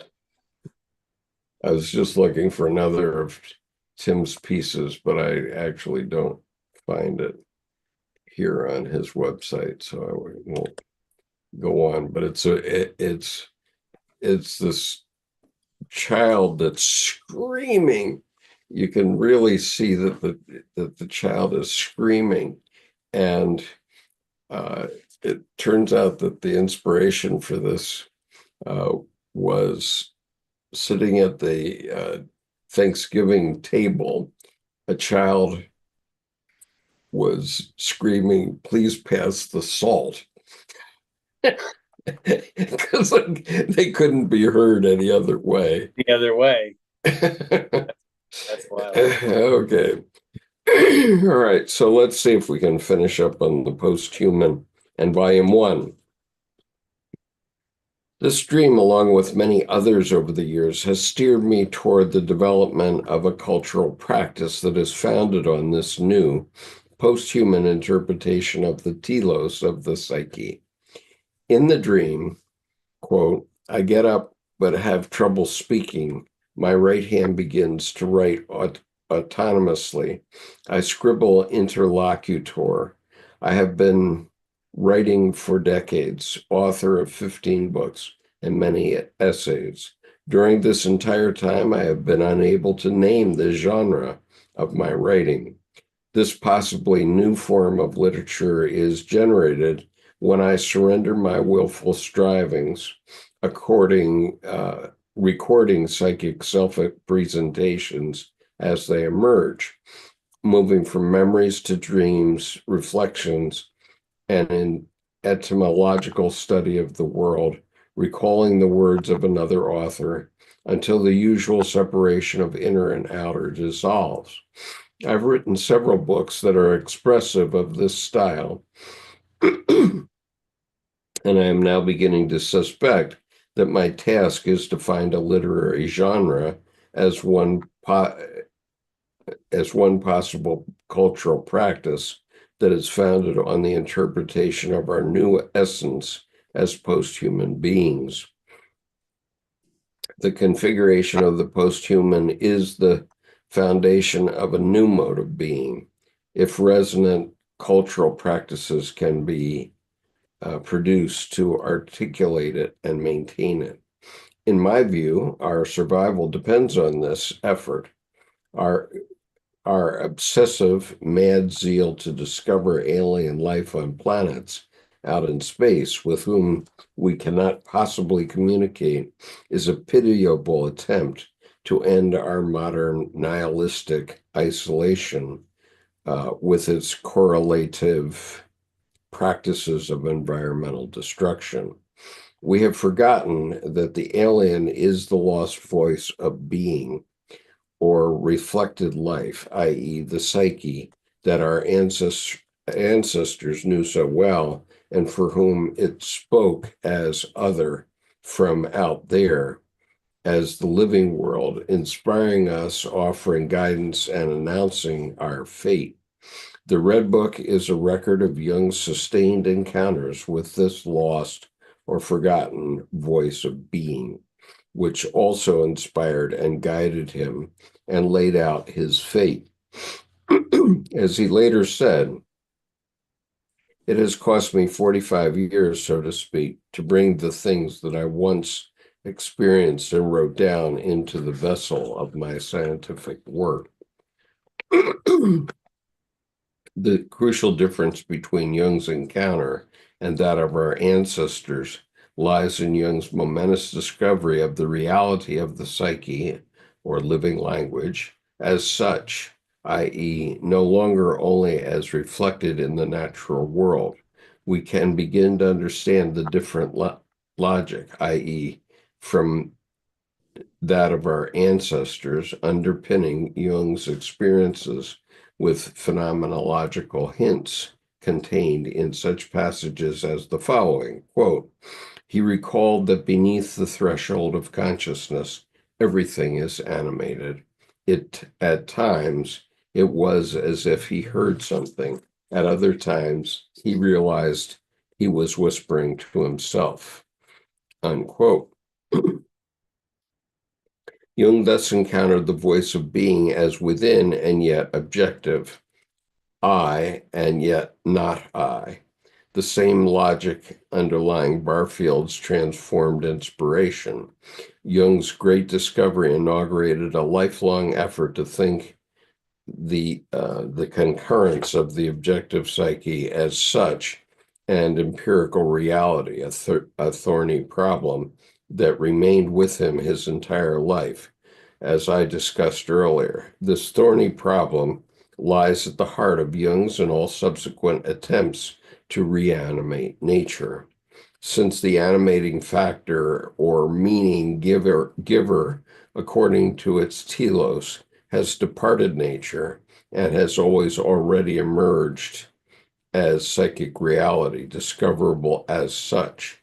The question of thinking, the concurrence of psyche and empirical reality, depends utterly on how we interpret the telos of the psyche in its achieved status of the departed.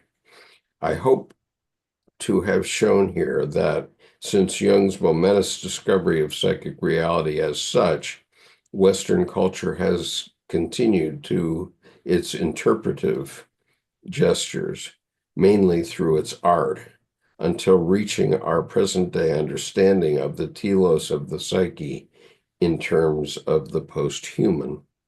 The posthuman way of being understands our world as linguistically configured yet objective. This understanding gives us the potential capacity to perceive the world normally as configured by achieved language, empirical reality, which, while offering the possibility of that surface linguistic world becoming transparent, opening up to its own psychic depths of meaning. We need to develop an entirely new set of cultural practices that can articulate and maintain this new post-human reality. Comment on that? Yeah, what's our rite of passage? What's our new rite of passage? So there's the now inhabiting, in regards to consciousness, the space between the invisible man, and we see through that to the world. And Yeah.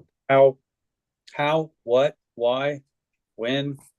I don't know if those are the right question starters, but the rite of passage of now, where we can take seriously the transition period.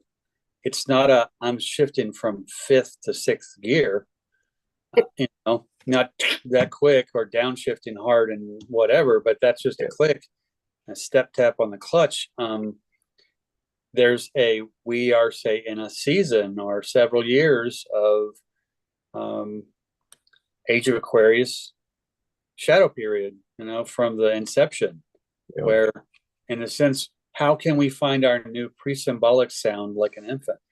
The coups, the cause, the mob, the da, and wander into our new language. There's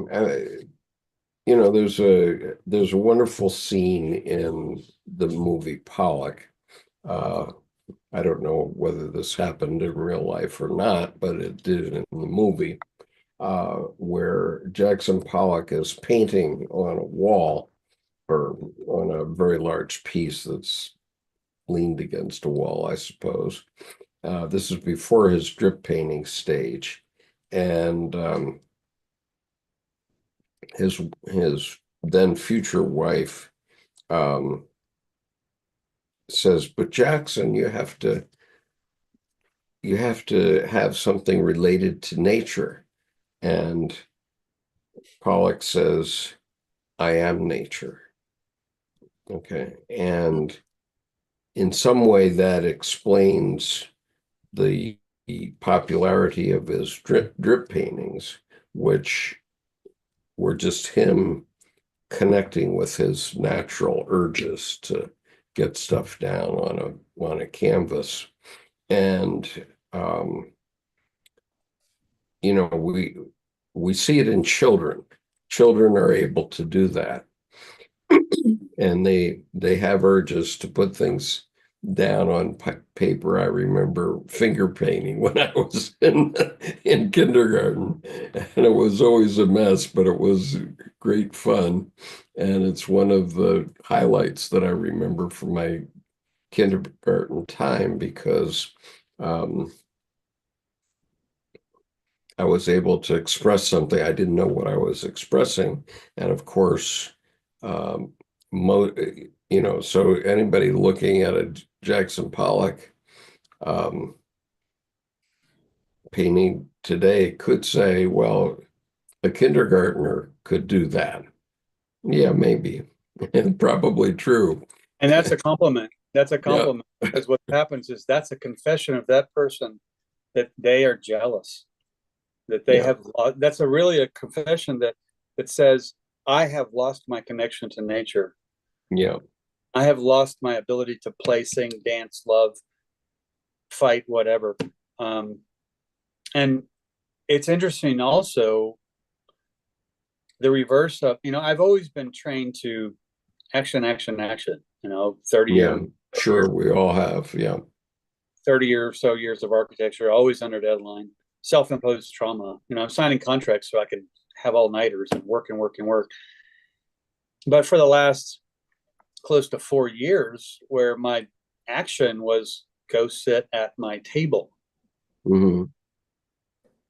it took about 2 years to where I noticed a shedding where I wasn't, oh, I got to get my Excel spreadsheet and I got to get QuickBooks and I got to keep these stats and I have to keep figures and demographics and slice and dice and a business plan until through, I guess, the Colleen's thing of the mark of the self when I created that visual business plan back in 2021, where it was just this dark, phonic cross section through the human head and the stuff around it. And anytime I had a question, I just look at it. And I didn't have a 12-page policy and committee and what am I going to do business plan. My business plan was stop trying, and Yeah. in a sense, stop living in the future, stop living in the past. Don't have a worry about a foot on both sides, even just go sit at the table. So it's like the Zen mantra, when thirsty, drink, when hungry, eat, when tired, rest. And I laugh that I knew all those things, but up here, Yeah. Sure. not in the total. And so that was then the process of me chilling the heck out. Hmm. And the intensity comes then from trying to make things simpler, where I literally, I tried to shed poetry and metaphor and simile and analogy because Yeah. they Don't felt think like, about those things. yeah, and even adjectives started to be a bane, where I'm like, well, Right. what is the thing rather than coming at the thing? Yeah. And I mean, it seems to me that in order to be an author, you can't think about writing. You have to right, just do it, right? If you think about, oh, how am I going to make a cool metaphor for this or that on your yeah, page? No chance. yeah, It will be meaningless. you just lost the reader right there, because Right. you put a dam in the river and it wasn't necessary. You basically trip everybody up. Yeah. But And what I'm, getting back, go but ahead. I was gonna say, getting back to, I always felt the experiential and the visual was more important. But growing up in an academic intellectual household, the need to explain and justify and reason, especially capital R Greek, am I dealing with Heidegger, Schopenhauer, and Nias Nin? Oh my Lord, I'm cycling through this list of 30 people, Socrates, oh, I better go to Aspasia, his mentor woman, and all those things going into, I'm hungry. I didn't need to justify that I'm starving. Yeah. And But this is the fallacy of the adolescent, okay? Because adolescents think that they know everything, okay? I run into this a lot in my schoolwork that these 11 to 13-year-olds think they know everything and they don't need yeah, these old people you to should have teach asked them. me when I was 19 because I knew everything then. I'm too old to know everything now. Yeah, right. And uh, so so anyway, I now see it every day in school, and I have to chuckle about it. And anyway, No, it's interesting too that adolescence, you're trying so hard to impress and to connect because you don't yet realize that you're already powerful. yeah, And the more you try to impress and connect, the more you lose your connection to that childlike piece of where your nature is just your nature. And that's where the nihilistic isolation comes from. I always call it the angst-ridden temper tantrum. And when you realize it's not this pity party, because nihilism is just kind of an aggressive pity party. And I laugh when people say passive aggressive. I'm like, aggressive doesn't need adjectives. Truth, love, and aggression don't need adjectives. They already are. So passive aggressive is just kind of weak aggression. So it's, looking back at, ask the kids when they're younger, because I knew everything then. What's interesting now is I can feel it instead of knowing, and have a yeah. deep knowing, but not feel compelled to then just vomit up the words to talk about. Right. So anyway, I'd like to finish this session, which we've done volume 1 of Jung's Red Book for Our Time in the last however long we've been working on it. But we will begin with volume 2. There are 5 volumes, so there's no shortage of material for us to work on. But I want to share with you the final piece that Tim Holmes put together. Tim mainly expresses things through sculpture, and I commissioned him about 15 months ago. I commissioned him to do a piece that expresses the essence of the first verse of the Navy hymn. And the first verse, I can recite it for you. Eternal Father, strong to save, whose arm hath bound the restless wave, who bidst the mighty ocean deep its own appointed limits keep. O hear us when we cry to thee for those in peril on the sea. Okay, so that's the verse. I can't sing it anymore if I ever could. But I want to share this sculpture because there is so much in it. And by the way, the first if you have anybody who is a Navy person, first of all, because it's the Navy hymn, but also it applies to all of us, of course. The hymn is called Eternal Father in most hymnals, but it is the main hymn of the Navy, both the British Navy and the American Navy and the Coast Guard, believe it or not. And you often hear it. For example, you heard it in The Perfect Storm. They played it as background music. And so just to see what when Tim was expressing this is what he came up with. And to me, it's, the more I look at it, the more I love it. And so anyway, the first 5 copies of this are available for $2,000. After that, he's going to raise the price to $3,000. So if you happen to know somebody who's in the Navy or interested in Navy issues or in the Eternal Father, then because we're all out there in that small boat. Okay, so here you have to look at the different views of it. So I'll just point out a few things that, of course, sailors have seen everything under the sun in the sea.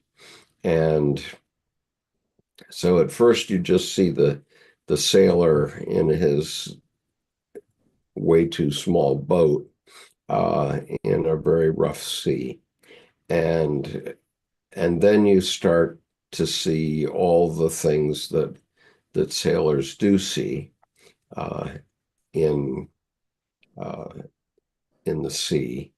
And so the first thing right here is the American eagle. So the boat is on the back of the American eagle. Um, and then there's any number of faces in here. One is a face that's here, looks like a person in a turban, but if you look at it this way, then it's a different face and it's a kind of a ghoul. And here, of course, you see a mermaid, and here's another mermaid. Um, and then if I turn it just a little bit, uh, the mermaids disappear or start to disappear. You still see the mermaid's fin here. But here now you see a sea serpent. Can you see that, Jordan? Mm-hmm. Yeah. Yes. And there, depending on the angle that you look at this thing, it has all kinds of different things that pop out. On this side, if I look at it, what I see is Davy Jones' locker. And I see Davy Jones' locker is like, the bottom of the sea where anything that falls overboard is down there forever. And so here you see Davy Jones from the Um, rear putting things in his locker. And right and above he that, the edge of the wave is an eagle. yes, there's an eagle here. And there's also there's a monster here. It's so much of this sculpture. Well, and then on the left there, opposite the eagle, is either a manatee, an elephant seal, some kind of Yeah, mammal that's softer than the raptor. yeah, exactly. Um, and then if we uh, go around to a little bit different view, um, you could see sort of a funny looking guy with a big ear and a long neck here. Mm-hmm. And and and also here's a profile of a guy there with a big nose. Here That's also a breast. it's also a what? A breast. I'm still not hearing you. A breast, like a breast. BREAST. Like a Oh, okay. woman's breast. Oh, all right, I see. Yeah. I had not seen that before, but yeah. Um, and Which would be similar fertility. yep. Yeah, hadn't noticed that before. Very well done. And here's some sort of creature coming up out of the wave. We don't know what.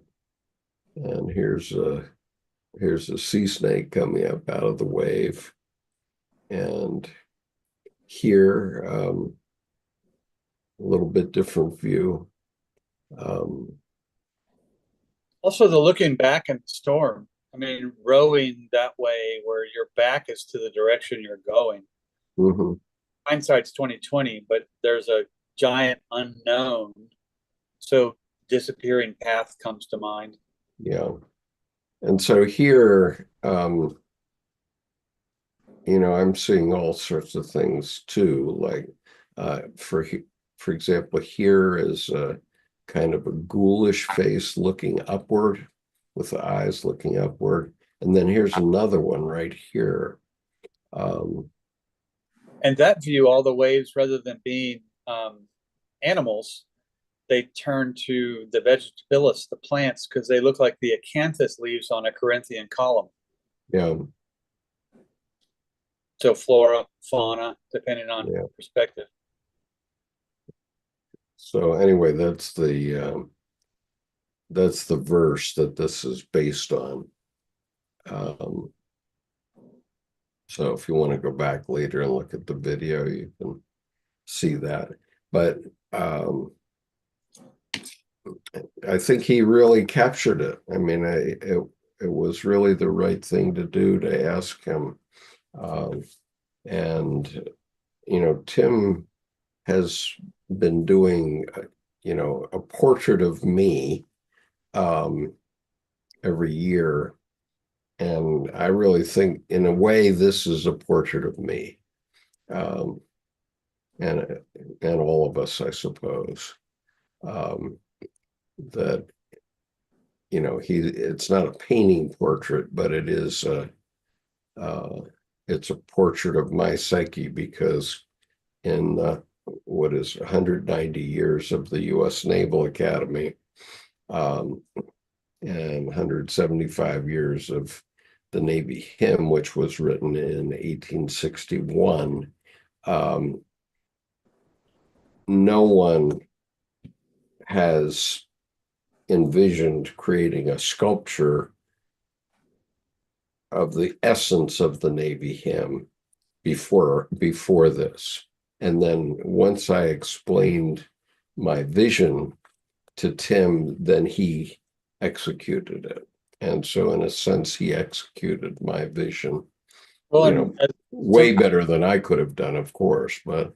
Well, executing your vision, and also a direct symbol of the psyche, where you have the waves are the darkness rising, and then the man in the boat is the open vessel of the higher mind. Yeah. So there's both and. So I had a painting titled "Phonic Numinosity equals Self." So there's a whole psyche there, in context, in nature. So this one little, vignette fractal, he has the whole story told there, except for there's only one person. So that's one to each. Yeah. So I guess that's four of us. And I think it speaks to all of us. If you start looking at this sculpture, it really speaks to all of us at some level. Yeah. Not only Navy people, but especially Navy people.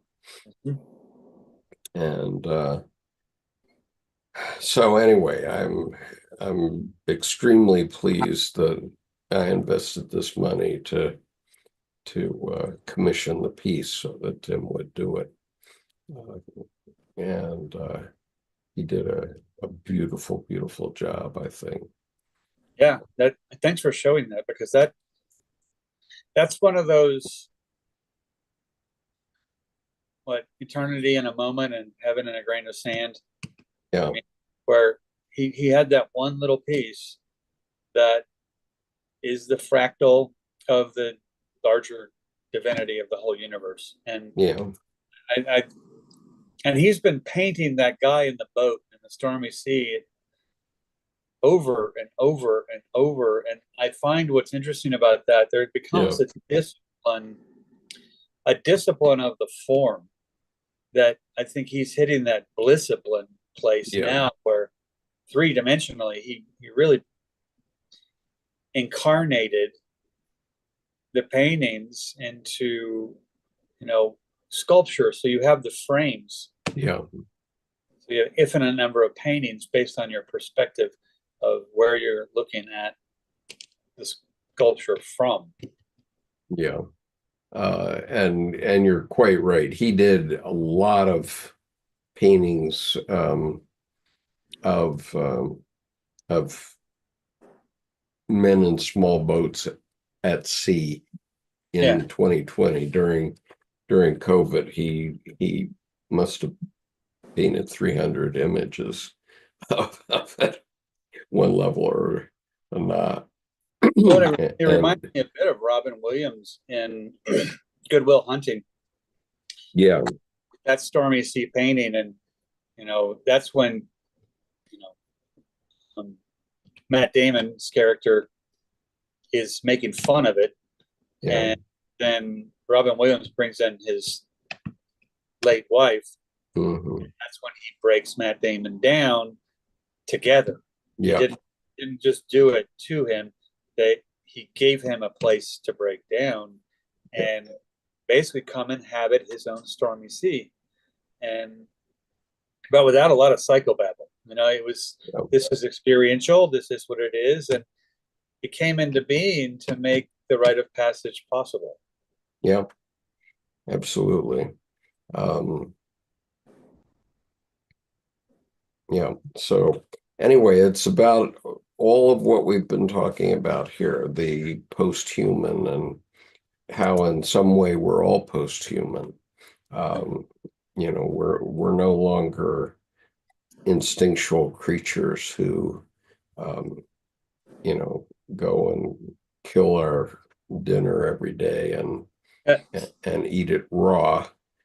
you know, right. we've learned a thing or two since we started to do that, and it's quite amazing that our evolution has led to a point where um, it's quite possible to live to be 100 years old. And in just in 1650, the average age was like 40. And back at the time of Stonehenge, it was more like 20, the average age. And so we have made it an interesting world, haven't we? Um, so I think anyway, the lesson I get from today is the thumb stuck in the coat. Instead of trying to put it on, don't waste trouble. Maybe that means don't need that coat. So where where can an indoctrination shed yeah, to actually inhabit what is, not what we expect to be? And yeah, then not judging, we live it and discern with it, but don't get driven by our blind spots. yeah. So there will only ever be 50 copies of that sculpture. It's an edition of 50, of which I have purchased two. I have two. I'm going to give one copy to the Alumni Association of the Naval Academy, because owe my very life to the Naval Academy. So uh, that's, I just had this idea that germinated over, let's see, when it was during the summer and fall of 2023. Uh, I started to think of that because the Navy hymn has been such a critical part of my life since I was 10 years old. And, and obviously it was a confluence of having seen many of Tim's paintings and, really liking Tim's sculpture work, of which I own, as of now, I own six, although I'm going to give one away. But I've bought one sculpture for each of my daughters, plus I own two for myself, the water bearer, and now Eternal Father. So, but if anybody knows of anybody that might be interested in these, the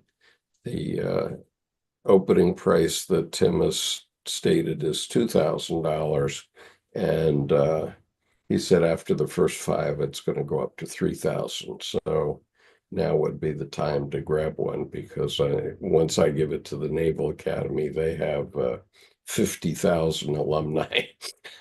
So somebody might want one. I'm hoping. Well, I love it that a friend of mine gave me a wonderful leather bound sketchbook Oh, yeah. for Christmas. Well, then my mom, the same one, but tiny. Oh, wow. Yeah. And then this little, my mom Oh, said, yeah. she goes, this is for the little gems you say at your table. You should write them down because you think nothing of them. And that's, you'll just make a book. So I laughed that with those. And then today with the watercolors, I have homework to do the side-by-side version.